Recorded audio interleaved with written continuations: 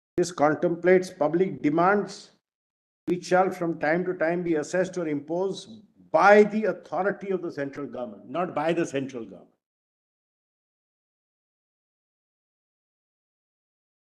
That means the power flows from the central government. Whoever may be the, whether it's done by state, an officer of the state, or done by an officer of the center.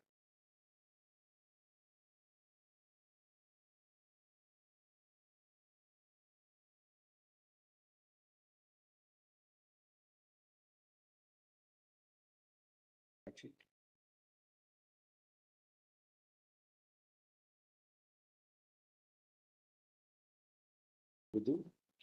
Yes. Oh, well, not like the previous renewal. Similar, I didn't not read it because it's pretty much the same as the 48.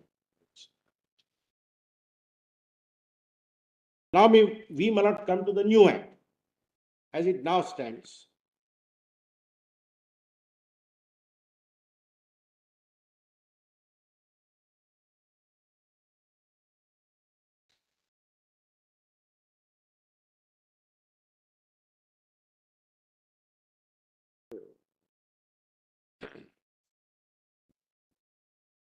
This should again be in volume 4, begins at page 910.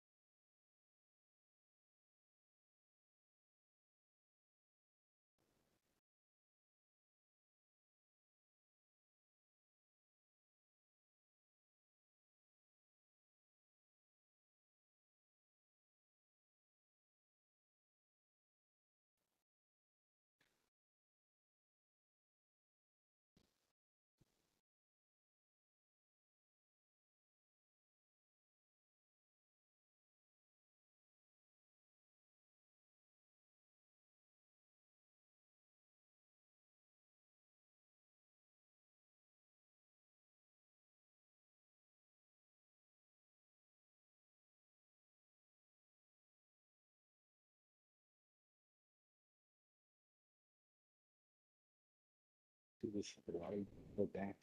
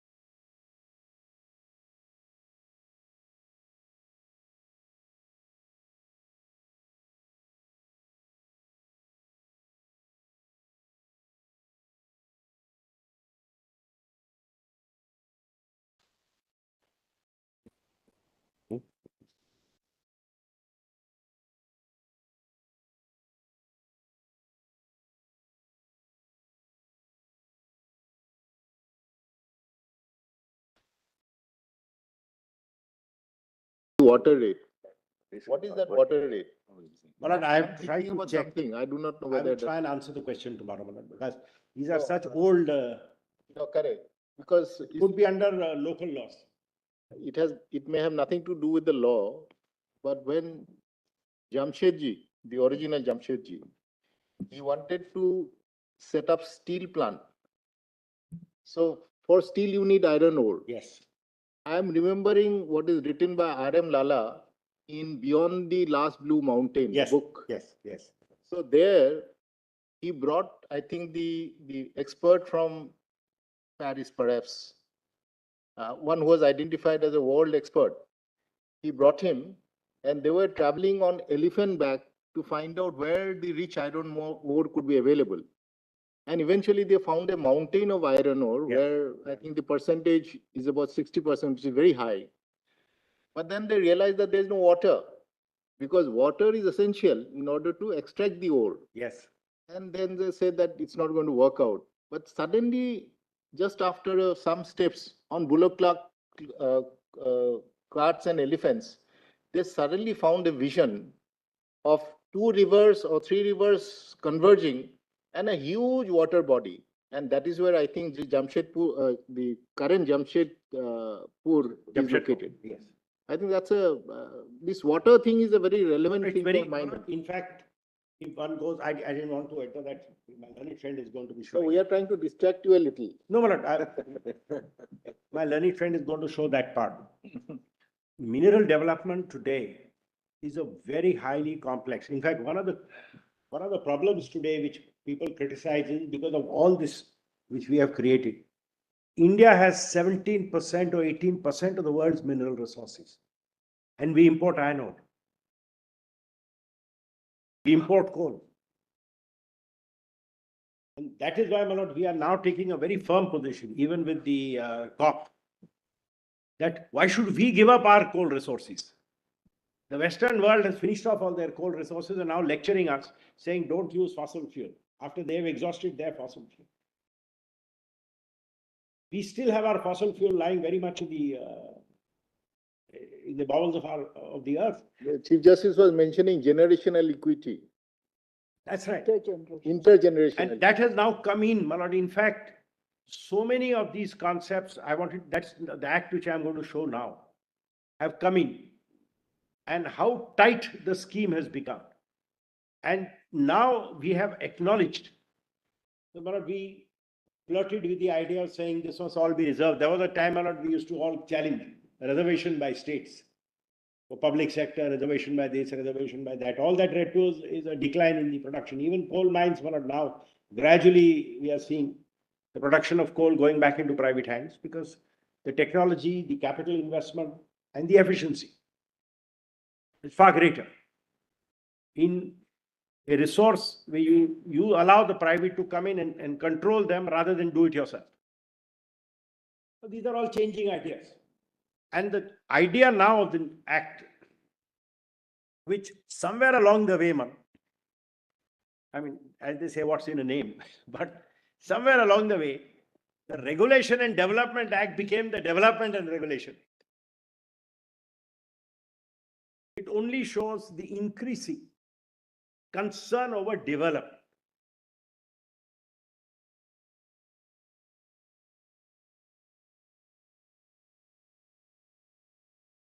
Earlier concerns were about reining in private exploitation. Now it is more about developing our resources which are held for the benefit of the people. So there's a shift in ideology. And I'll show Malad the National Mineral Policy of 2019 when I close this part of the session. The new act, Malad, if your lordship sees, and the act is now stands. Declaration is the same, Malad. So I won't read it.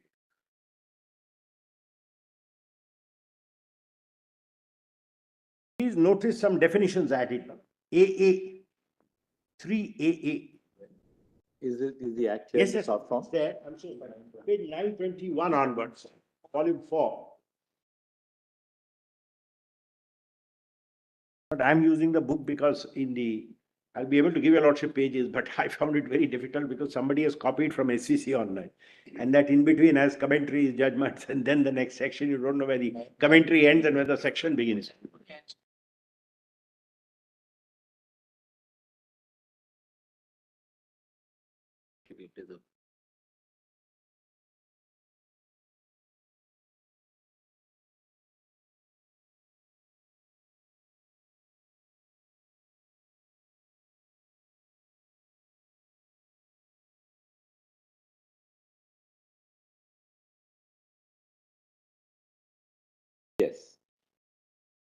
3AA. Dispatch means removal of minerals or mineral products from the leased area and includes the consumption of minerals and mineral products within the leased area.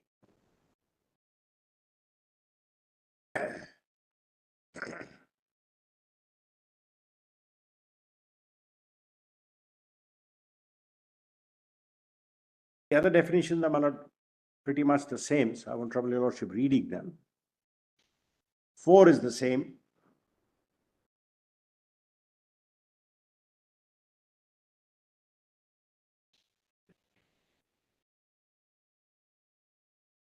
And what is interesting, my lord, to note, apropos the question which your lordship was, the comment which my lord made, 4B.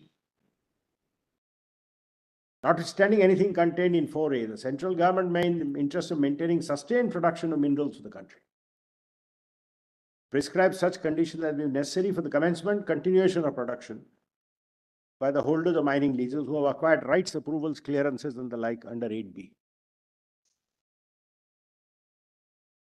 Page 936, Manoj. I'm sorry, I should have done the page now. Manoj, today, the old notion of sovereign, etc., is all, today it's all seen as a partnership. So if you're given the mineral, it's not for your private humor. You have to sustain production, and if you don't, the government can make rules. If you're not keeping up the pace of production, get out. Somebody else will come in and do a better job.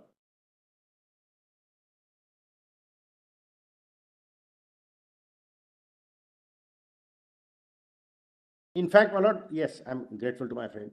One of the conditions added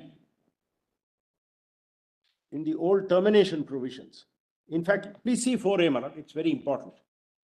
Where the central government, after consultation of the state, is of the opinion it is expedient in the interest of regulation of mines and mineral development, preservation of natural environment, control of floods, prevention of pollution, or to avert danger to public health or communications, or to ensure safety of buildings, monument, or other structures, etc., etc.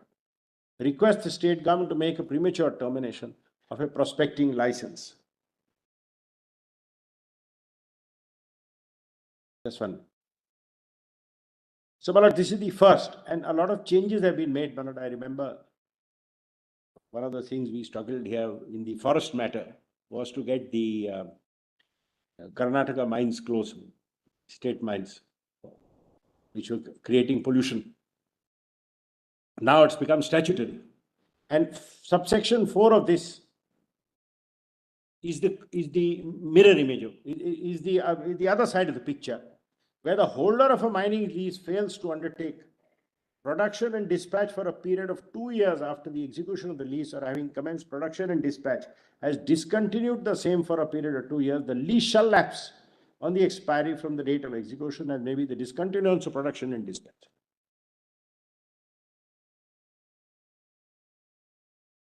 And then we have 4B, which is efficiency. So today, Malad, it's more, you are really working a concession, not just for your private gains, but as a part of the overall mechanics of mineral development.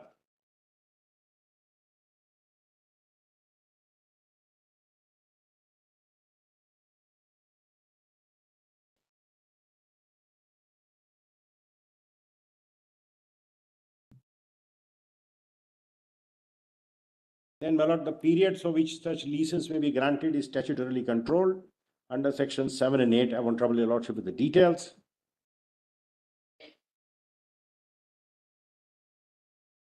And then we have section 9. This is at page 942.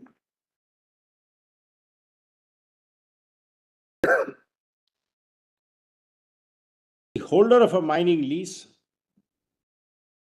9(1) is the past one, not commencement of the act, notwithstanding anything contained in the instrument of lease or in the law in force, etc. A royalty at the rate for the time being specified in the second schedule. And subsection 2 is at current times. Holder of a mining lease granted after the commencement shall pay royalty in respect of any mineral removed or consumed by him, by his agent, etc., in the leased area. If your lordship see this now and go back to section 4(1)(a).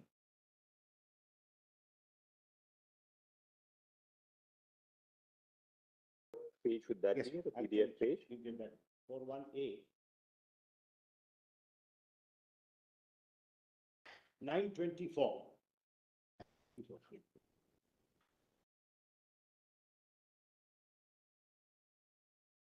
No person shall transport or store or cause to be transported or store any mineral otherwise than in accordance with the provision. So 4(1) is the same. No person will undertake reconnaissance, prospect or mining operations in accordance with the terms and reconnaissance, etc. And now transportation expressly is brought in. And if your lordship see section 9(2), it says royalty on mineral removed or consumed.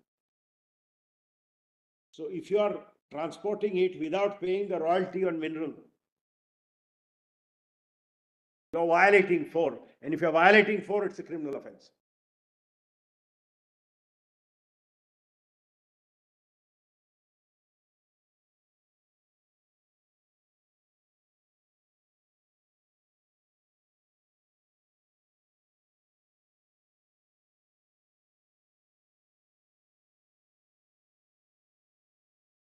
That is one important dimension of the matter.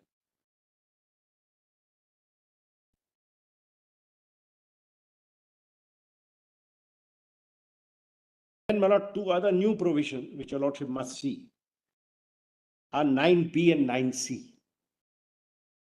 How, my lord, these operate are there in the affidavit of the union, but my lord, the learned solicitor will be showing those. We don't want to duplicate work, so I'll just show the provision and the legal implications.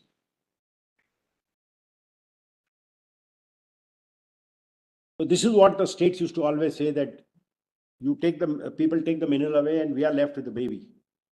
We are the ones who have to deal with the areas. So 9B is very important. In any district affected by mining related operations, the state government shall by notification establish a trust as a non-profit body to be called the District Mineral Federation, Foundation. This came in 2015. I may just anecdotally take 5 minutes, 2 minutes distraction here. This was first done by your lordships in the Vedanta case when granting environmental claims. Your lordship said for that area you will set up a trust headed by the chief secretary, the people from the company will be there. Of the top line, you will contribute a percentage and that will be used for development of that area, the Lanjavar mining. The government, despite which, didn't grant the lease, but that was another story. But that was first brought here. Two important things have been brought by your lordships, and it might, I don't know whether your lordships have ever seen the details. The NPV judgment, the net present value judgment, on how and it started with mining, because when you start diverting forest land for non-forest purposes, it's not enough that you pay for the tree or you pay for the land. You have to pay the net present value of the loss to ecology. And there are now complex mathematical models on how that is to be calculated. Your lordship's judgment on that one. That's the intergenerational equity, how your lordship started, and now, of course, the statute has picked up. And now 9B is ruled. Now here again, it's under union legislation.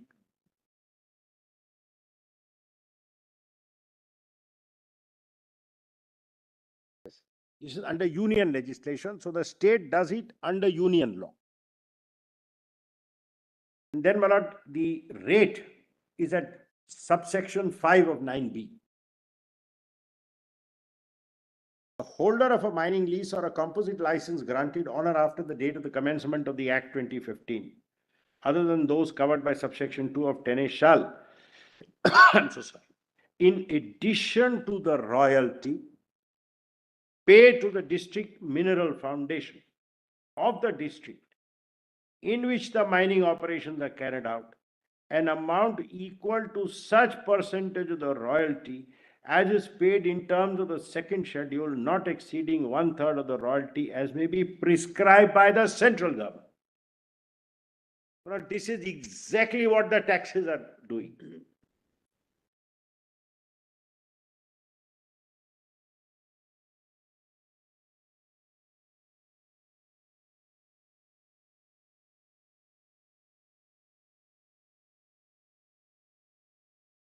So this is not an imposed by the state. It's an imposed by the union. I'm a little bit using a colorless word, but not imposed. I think you call it a tax, a fee, or something in between.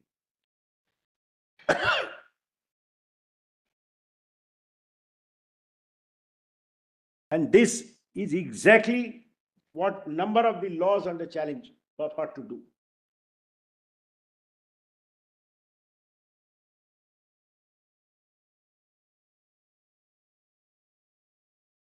The holder of mining lease granted before or after the commencement of the Act shall,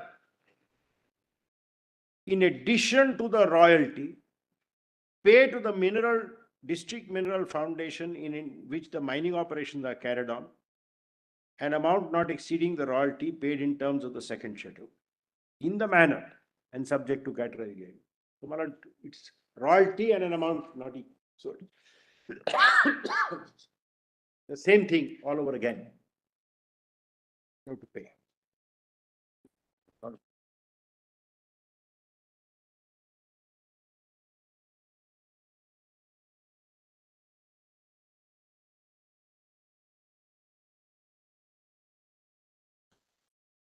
Not this, as a small thing which your lordship directed by way of NPV. I don't know what the figure stands now, but last when I was assisting your lordships 8 years ago, 9 years ago, I think it had hit about 40,000 crores, 50,000 crores.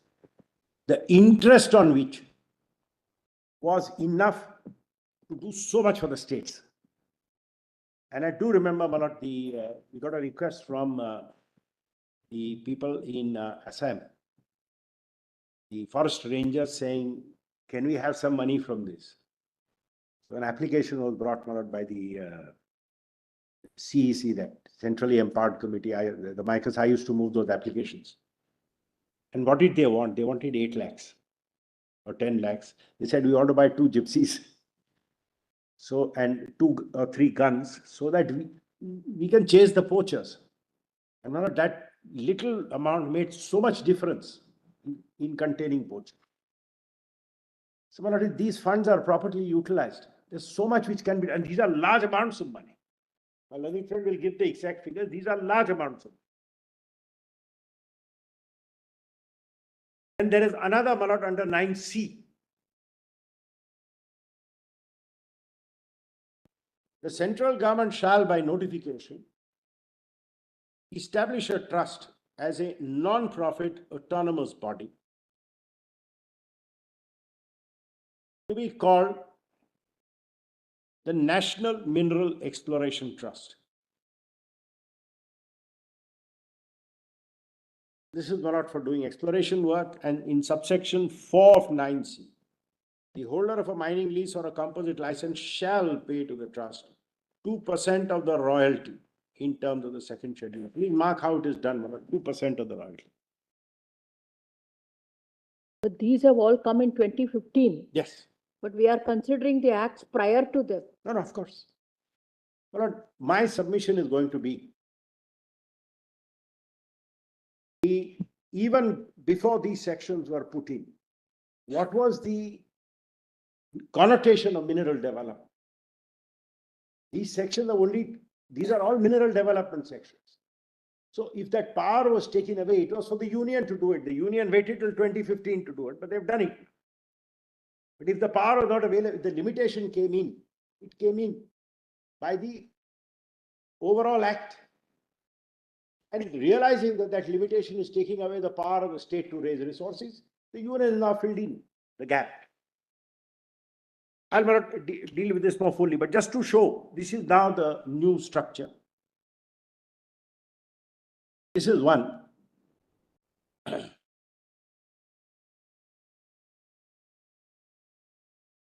second very important change which has come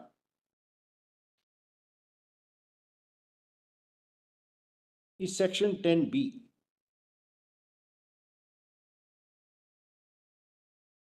Which? 948. Because now the state cannot grant mining lease by an order, etc. It has now all to go by auction.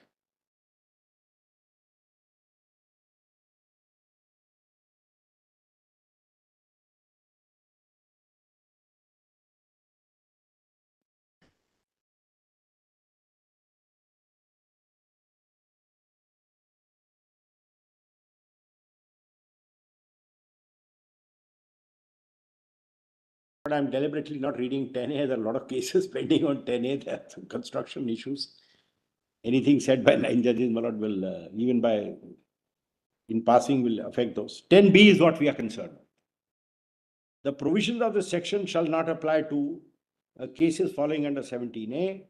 Then minerals specified in part A of the first, which is, my lord, coal and lignite. That's only the two fuel minerals.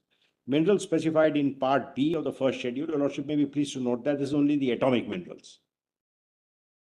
Other than that, everything is covered. And then land in respect to which minerals do not vest in the government. So that is still maintained. Now, where the government land is concerned, see now the qualitative change which has come.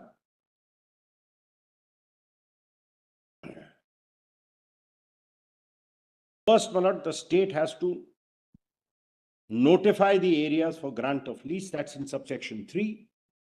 In areas where the existence of mineral content of any notified mineral is established in the manner prescribed by the central government, the state government shall notify the area for grant of mining lease for such notified mineral in terms and conditions subject to which mining leases shall be granted, and any other relevant conditions as may be prescribed by the central government. So this continues, as may be prescribed by the central government. The provisos are not relevant for us for the present. Subsection 4. For the purpose of granting a mining lease in respect of any notified mineral in the notified area, state government shall select through auction by a method of competitive bidding, including e-auction, an applicant who fulfills, and then the criteria is given. What is important is 5. The central government shall prescribe the terms and conditions and the procedure subject to which the auction will be conducted, including the bidding parameters. So everything which the state does is as per prescribed by the center and under the authority of the center. And any mineral rights now are created by this process.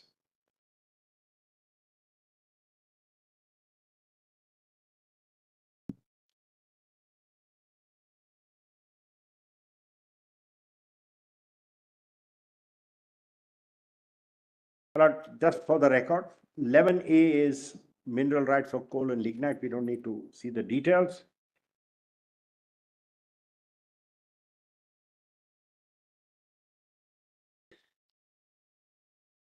Section 13, page 958, read with the definition of mineral concession. So, a definition is now inserted. Okay, 3A.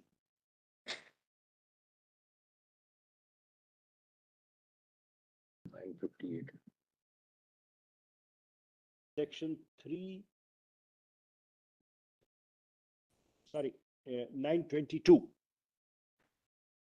3AE is the definition of mineral concession.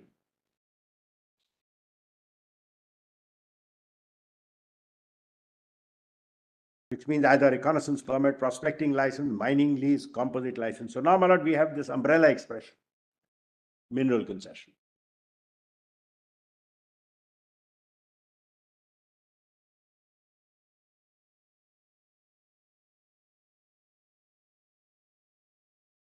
In section 13,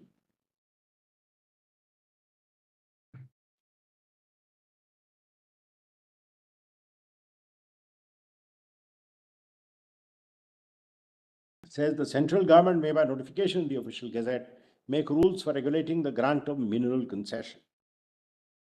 Earlier, my lord, we had this reconnaissance permit, prospecting license, mining lease. They have now coined this expression mineral concession, an umbrella expression, and said mineral concession in respect to minerals and the purposes connected therewith.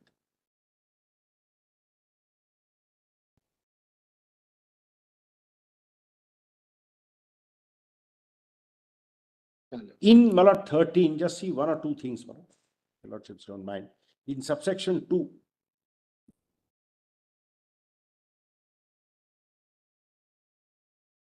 F, the procedure for obtaining a mineral concession in respect of any land in which the minerals vest in a person other than the government, and the terms on which, the conditions subject to which a permanent license or lease may be granted or renewed. So now, my lord, this is made much more stricter.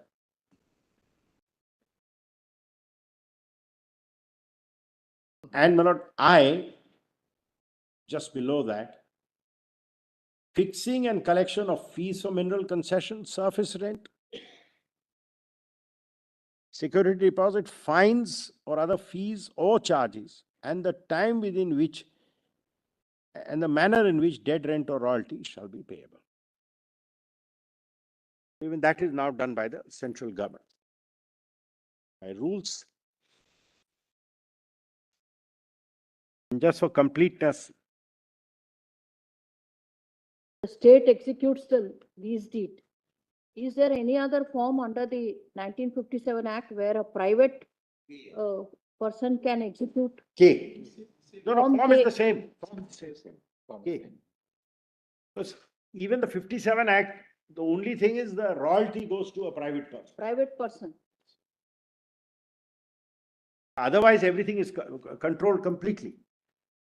Because under that, the rents and royalties are reserved under the lease deed. Yes. But there are no other reservations made under that, No. such as this, what you said, 9B and 9C, where a percentage of the royalty has to be paid. They are not reserved under the lease deed. I'll just check that one. 1 minute, please. Incorporated.